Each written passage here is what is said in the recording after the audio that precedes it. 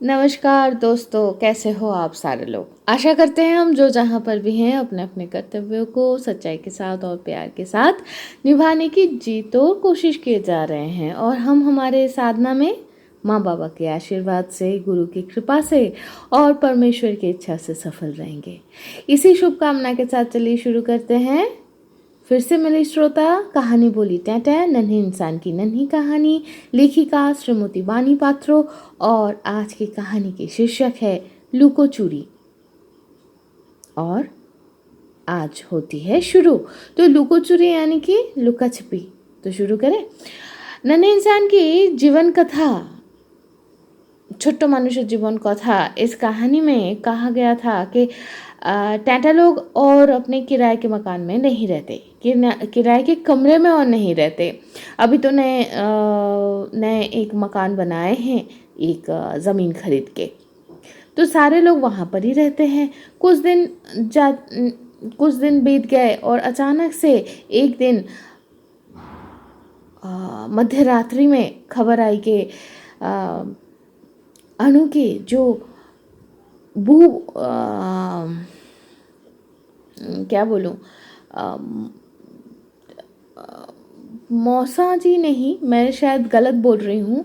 बाबा की बहन को हम क्या बोलते, बुआ, और बुआ की हस्बैंड को क्या कहते हैं। चलो हम अंकल ही बोल देते हैं यहाँ पर, मुझे ठीक से पता नहीं है क्या बोलते हैं। तो बू अंकल जो हैं वो इस जगत की माया को त्याग कर चले गए हैं दूसरे कोई जगत में। तो सुबह होते ही टैटा लोग तीनों लोग, अनु, टैटा और अनु के पिताजी बुआ के घर पे चले आए। धीरे धीरे एक एक करके बाकी सारे आत्मीय परिजन भी वहाँ पर आके उपस्थित हो गए। अनु के जो अंकल हैं वो उनके आखिरी यात्रा में घर के सारे ही जो बड़े जो लड़के थे वो सारे सम्मिलित हुए और शोक के जो घर है वहाँ पर रह गए सिर्फ घर की औरतें और नन्हे सदस्य लोग। तो उन्हीं छोटे सदस्यों के बीच अनु और दूसरे बुआ के जो लड़के हैं, जिसका नाम चलो देते हैं यहाँ पर रणु, दोनों। अब ऐसे रणु बहुत ही छोटा था, तो उसको तो शोक का मतलब क्या है वो समझ में ही नहीं आता था। शोक किसको कहते हैं वो समझता भी नहीं था। तो जो भी है, उसको तो दिखा के सारे लोग आए, वो बहुत खुश होकर उधम धुन मचाने लग गया था।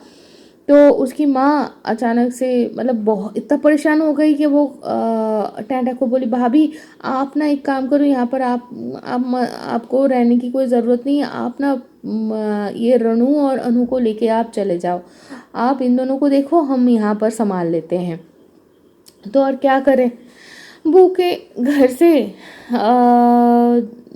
दोनों बच्चे को लेकर टैंटे अपने घर वापस आ गई और अपना घर का काम करने लग गई, जो भी काम वो उनका बाकी था। और उससे पहले उनको थोड़ा नाश्ता खिला दिए, क्योंकि सुबह सुबह ही सारे लोग निकल गए थे, है ना।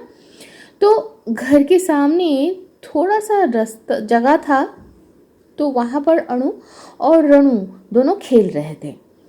तो बीच बीच में वो देखने जा रही थी टैंटा कि क्या कर रही हैं दोनों। तो एक समय दोनों को बुलाए, अरे तुम लोग आ जाओ नहा लो। तो दोनों आ गए नहाने के लिए। तो अनु माँ को बोली, पता है माँ, रणु ना बार बार खेलते खेलते दादाजी के घर वापस चले जा रहा था, क्योंकि वहाँ पर ही तो सारे लोग हैं ना। तो टैंटा बोली, अब और तुम दोनों को बाहर खेलने की कोई ज़रूरत नहीं है, अंदर ही खेलो, लेकिन उससे पहले नहा लो। तो टैंटा तो रणु को नहला दिया और अनु खुद ब खुद नहा लिया। और फिर थोड़ी देर बाद अनु भी कुछ खा पी के वो भी थोड़ी देर में अपना काम निपटा के नहाने चली गई।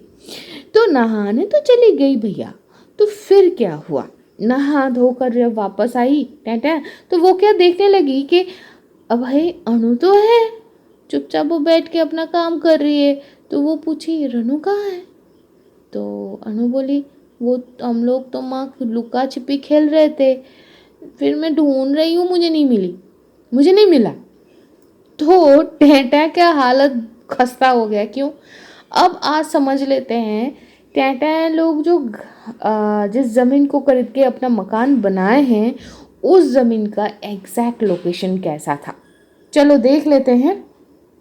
देखो सामने जिस गेट से वो लोग अंदर आते हैं वो एक लोहे का गेट है जिसमें ताला लगाया हुआ है। मतलब उसको तो वो लोग फाँद के जा नहीं पाएंगे या खोल के जा नहीं सकते, क्योंकि रनु इतना बड़ा तो है नहीं।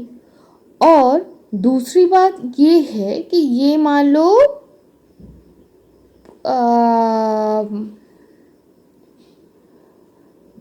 पूर्व दिशा में है और वहीं पर थोड़ा बहुत ज़मीन भी छोड़ा हुआ है तो वहाँ पर वो खेल सकते हैं।